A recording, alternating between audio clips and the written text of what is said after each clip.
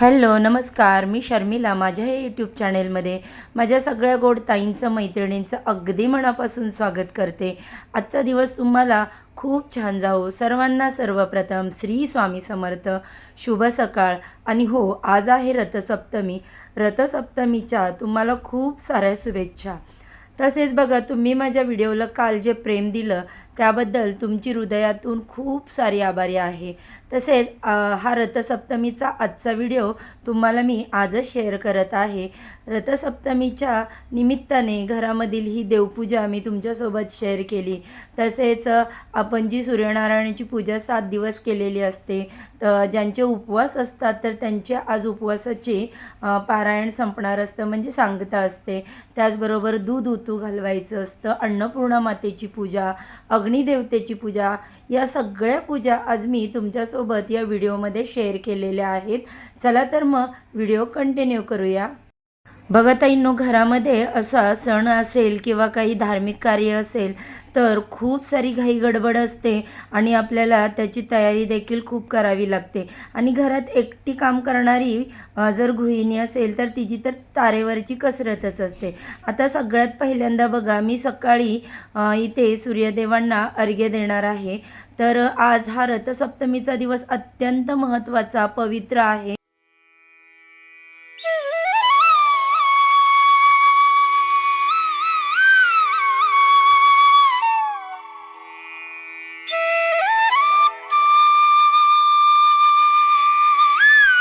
सूर्यदेवांना अर्घ्य देऊन झाल्यानंतर मी जी काल उंबरठ्यावर रांगोळी काढलेली होती, हळदीचं लेपन केलेलं होतं, तर ते देखील काढून घेत आहे. कारण बघा, आज पुन्हा आपल्याला रथसप्तमीच्या निमित्ताने उंबरठ्याला हळदीचं लेपन करायचं असतं, उंबरठ्याची पूजा करायची असते. उंबरठ्यावर जे अष्टलक्ष्मीचं स्थान असतं तर त्यांची देखील आपल्याला पूजा करायची. त्यामुळे असा बघा, इथे मी उंबरठा व्यवस्थित झाडून घेतला, त्याच्यानंतर पाण्याने धुवून घेतला, स्वच्छ कपड्यांनी व्यवस्थित पुसला. आणि त्याच्यानंतर बघा, दूध उतू घालवण्यासाठी हे जे मी सुगड आहे त्या सुगडला ओली हळद लावून घेतली आणि त्याच्यानंतर याच्यामध्ये दूध भरलं. आता बघा ताईंनो, दूध हे कच्चंच असावं. तुम्ही काल आणून ते उकळवून घेतलेलं दूध ह्या सुगडमध्ये भरायचं नाही. आणि दूध उतू घालवण्यासाठी गाईच्या गोवऱ्यांना अतिशय महत्त्व आहे. त्यामुळे गाईच्या ह्या ज्या गोवऱ्या आहेत तर त्याच्यावरतीच आपल्याला दूध उतू घालवायचं असतं. बाजूनी मी भीमसेन कापूर आणि गोवऱ्या देखील ठेवल्या आणि मध्ये असं हे सुगड भरून दूध ठेवलं. त्याच्याखाली एक प्लेट ठेवली, कारण आम्ही वरती राहतो तर जमिनीवर मला हे दूध उतू घालवता नंतर मी उंबरठ्यावरती हळदीचं लेपन करून घेणार आहे. तर बघा, कोणतीही धार्मिक विधी किंवा कार्य आपल्या घरामध्ये असेल तर सर्वप्रथम उंबरठ्याचं पूजन किंवा हे हळदीचं लेपन हे अतिशय महत्त्वाचं आहे. त्याच्यानंतर आता जी सूर्यनारायणाची रोजची पूजा आपण 7 दिवस करतो तर ती आज देखील मांडायची असते. दूध उतू घालवायच्या अगोदर ही पूजा मांडायची आणि त्याच्यानंतर मग दूध उतू घालवण्याचा विधी आपल्याला करायचा असतो.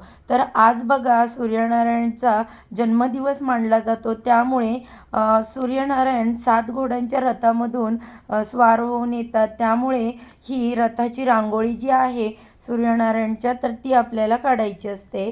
तर आता माझ्याकडे असा हा साचा आहे, तर त्याने मी रांगोळी काढून घेतली. आता सूर्यदेवांचा हा कलश इकडे स्थापन केलेला आहे, तर त्याची देखील आपल्याला पूजा करायची आहे. पण बघा, सगळ्यात पहिल्यांदा कोणत्याही पूजेच्या अगोदर आपली पूजा असते ती म्हणजे गणपती बाप्पांची. गणपती बाप्पांना हे आपण अधिपती म्हणून मानतो. त्यामुळे सगळ्यात पहिल्यांदा आपल्याला गणपती बाप्पांची पूजा करून घ्यायची. त्यासाठी मी 2 जोडविड्याची पानं ठेवली.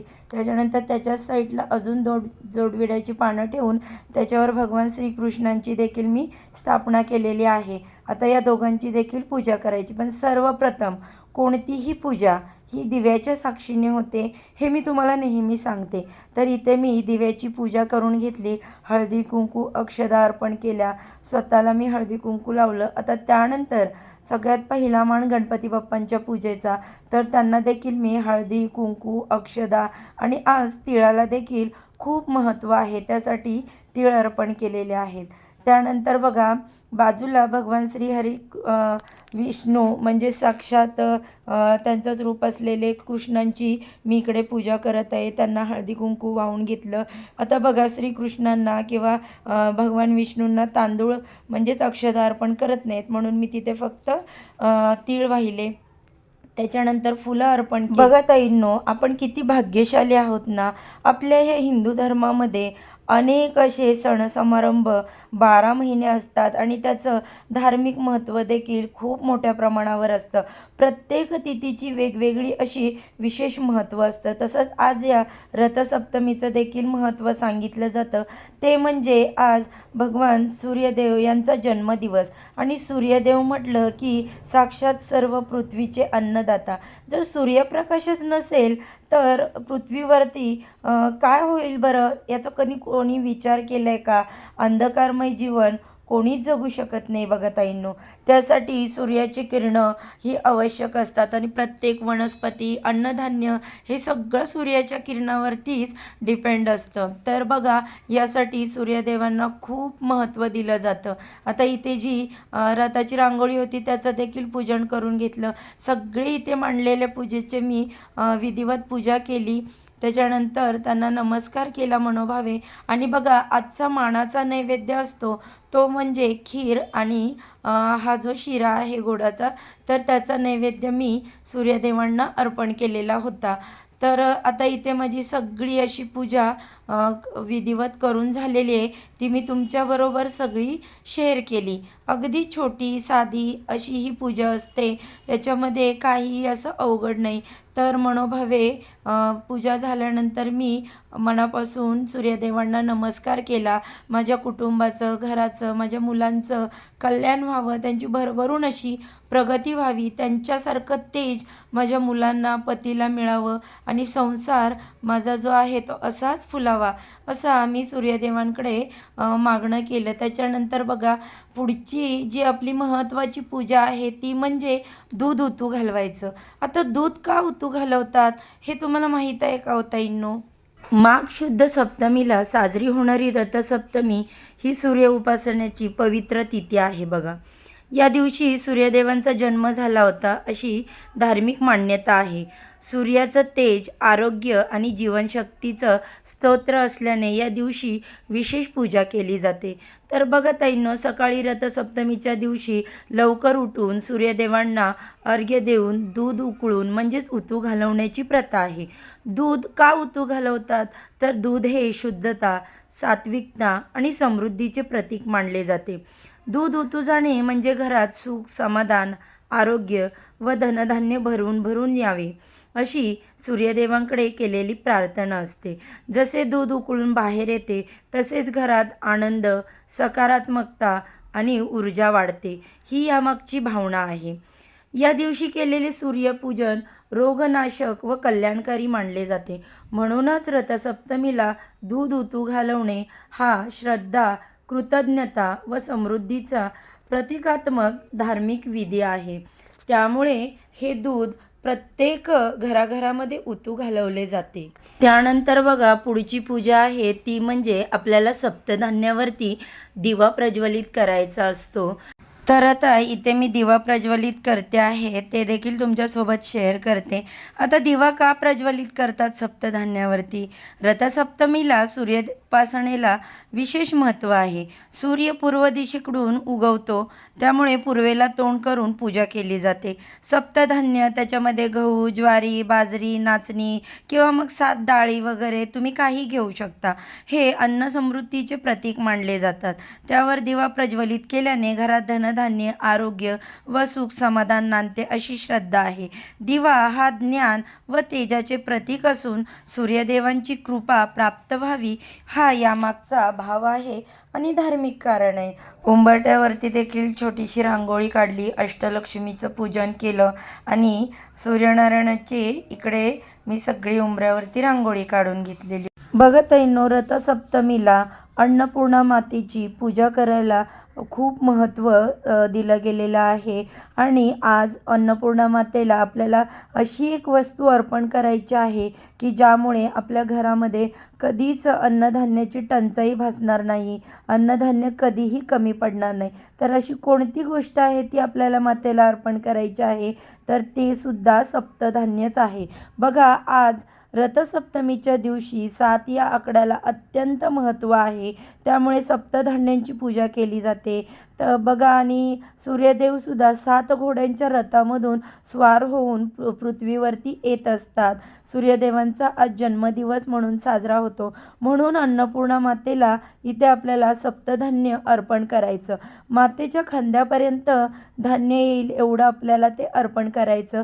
आणि आज दिवसभर रात्रभर ही जी मूर्ती आहे ती आपल्या स्वयंपाकघरामध्ये अशीच ठेवायची. तसेच बघा, अन्नपूर्णा मातेची पूजा झाली त्याच्यानंतर इकडे मी अग्निदेवतेची पूजा म्हणजेच आपल्या शेगडीची पूजा करत आहे. तर त्याच्यावरती आपल्याला कुंकवाणी स्वस्तिक बनवायचं आहे. स्वस्तिक हे मांगल्याचं आणि शुभतेचं प्रतीक असतं, त्यामुळे कोणत्याही शुभ कार्याच्या वेळी स्वस्तिक बनवलं जातं. आणि स्वस्तिक हे अर्धवट कधीही करायचं नाही. त्याचे 4 बिंदू, साईडच्या 2 रेषा ह्या आवश्यक द्यायच्या. तर आता इथे मी शेगडीवरती ओल्या कुंकवाने स्वस्तिक तयार केलं आणि त्या स्वस्तिकची देखील विधिवत पूजा करणार आहे. कारण स्वस्तिकची पूजा करणं हे देखील धर्मामध्ये खूप महत्त्वाचं सांगितलं गेलं आहे. तर हळद, कुंकू, अक्षदा, तीळ, त्याच्यानंतर फूल अर्पण करून आपल्याला स्वस्तिकची देखील पूजा करायची असते.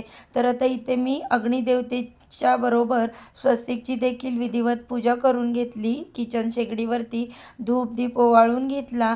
पूजा पूर्ण झाली की मनोभावे मी आशीर्वाद घेतला अग्निदेवतांचा. आता इथे मी तुमच्यासोबत शेअर करते ते म्हणजे आजच्या पूजेतील सगळ्यात महत्त्वाची पूजा, आणि ती म्हणजे सप्तधान्याची पूजा.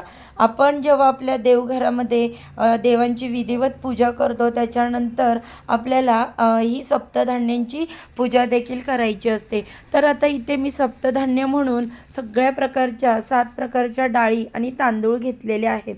त्याच्यामध्ये तूर डाळ, मूग डाळ, मसूर डाळ, त्याच्यानंतर चवळी, उडदाची डाळ, तांदूळ, हे सगळे जे सप्तधान्य आहेत ते मी एका पितळेच्या प्लेटमध्ये व्यवस्थित असे घेतलेले आहेत. ती प्लेट हळदी कुंकू लावून अगोदरच घेतली होती आणि एक एक करून असे मी सगळे जी धान्य आहेत ती या प्लेटमध्ये काढून घेतले आणि आता त्यांची इकडे विधिवत पूजा करणार आहे. तर सर्वप्रथम सप्तधान्यांना हळदी कुंकू अर्पण करायचं. मगाशी सांगितल्याप्रमाणे रथसप्तमीला 7 या आकड्याला अत्यंत महत्त्व आहे आणि त्याचबरोबर धान्य जे आहे तर ते पूजन करायला पण विशेष महत्त्व दिलं गेलं आहे. त्यामुळे आपल्याला इथे विधिवत त्यांची पूजा करून घ्यायची. अशा पद्धतीने माझ्या आजच्या सगळ्या रथसप्तमीच्या पूजा ज्या आहेत त्या पूर्ण झाल्या. मी आजची ही माझी जी घरातली देवपूजा आहे ती तुमच्यासोबत शेअर करते. आता सगळं काय आजची जी पूजा विधी सगळं झालेलं आहे. बघा, इकडे रथसप्तमीच्या निमित्ताने ही सप्तधान्याची पूजा देखील केली जाते, ती देखील मी आज केलेली आहे. त्याच्यानंतर घरातील अशी ही विधिवत देवपूजा, सगळ्या देवांची, स्वामी महाराजांचा फोटो, दत्तगुरूंचा फोटो, तसेच ही आमची कुलदेवी आहे यमाई माता, तर त्यांचे देखील मी असं पूजन इथे केलेलं आहे. तर आज बघा, रथसप्तमीची सगळी पूजा माझी संपूर्ण झालेली आहे. दूध उतू घालवलं आहे, अन्नपूर्णा मातेची पूजा झाली, त्याच्यानंतर अग्निदेवतेची पूजा झाली आणि आता पुन्हा एकदा रथसप्तमीच्या खूप साऱ्या शुभेच्छा देते. आजचा दिवस तुम्हाला खूप छान जाऊ. तर बघा ताईंनो, असा होता माझा रथसप्तमीचा सकाळचा हा छोटासा आणि अर्थपूर्ण धार्मिक व्हिडिओ. तुम्हाला व्हिडिओ कसा वाटला? व्हिडिओ जर तुम्हाला आवडला तर व्हिडिओला एक लाईक करायला विसरू नका. चॅनलवर नवीन असाल तर सबस्क्राईब करा. चला तर सर्वांना बाय बाय.